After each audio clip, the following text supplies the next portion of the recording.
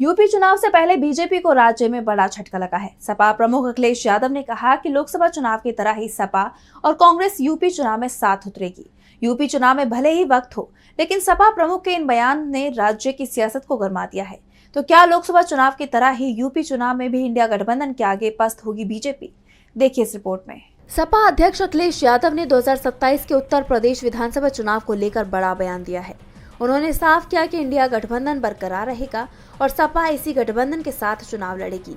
ये बयान न केवल गठबंधन की एकजुटता को दर्शाता है, बल्कि 2024 के लोकसभा चुनाव में सपा कांग्रेस गठबंधन की सफलता के बाद बीजेपी के लिए बड़ा झटका माना जा रहा है।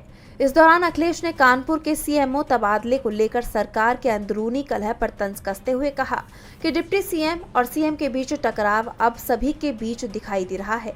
इसके साथ ही अखिलेश ने राज्य की स्वास्थ्य सेवाओं पर सवाल उठाते हुए दावा किया कि दवाओं के नाम पर कोयले का घोल पिलाया जा रहा है, गलत इंजेक्शनों से लोगों की जान जा रही है। किसानों के मुद्दे पर भी अखिलेश ने सरकार को घेरते हुए कहा कि 20% गेहूं खरीद भी नहीं हुई और सीएम हवाई यात्रा से फसल देखने में व्यस्त हैं। सिपाही भर्ती में पीडीए यानी पिछड़ा दलित अल्पसंख्यक की हिस्सेदारी पर सवाल उठाते हुए उन्होंने बीजेपी पर सामाजिक न्याय में बाधा डालने का भी आरोप लगाया। ये बयान 2027 में पीडीए फॉर्मूले को और धार देने का संकेत है, जिसने लोकसभा में सपा को मजबूती दी थी। लोकसभा चुनाव में सपा कांग्रेस गठबंधन की सफलता के बाद अखिलेश का ये बयान बीजेपी के लिए चुनौती है। सपा का पीडीए फॉर्मूला और गठबंधन की एकजुटता 2027 में यूपी की सियासत को नया रंग दे सकती है।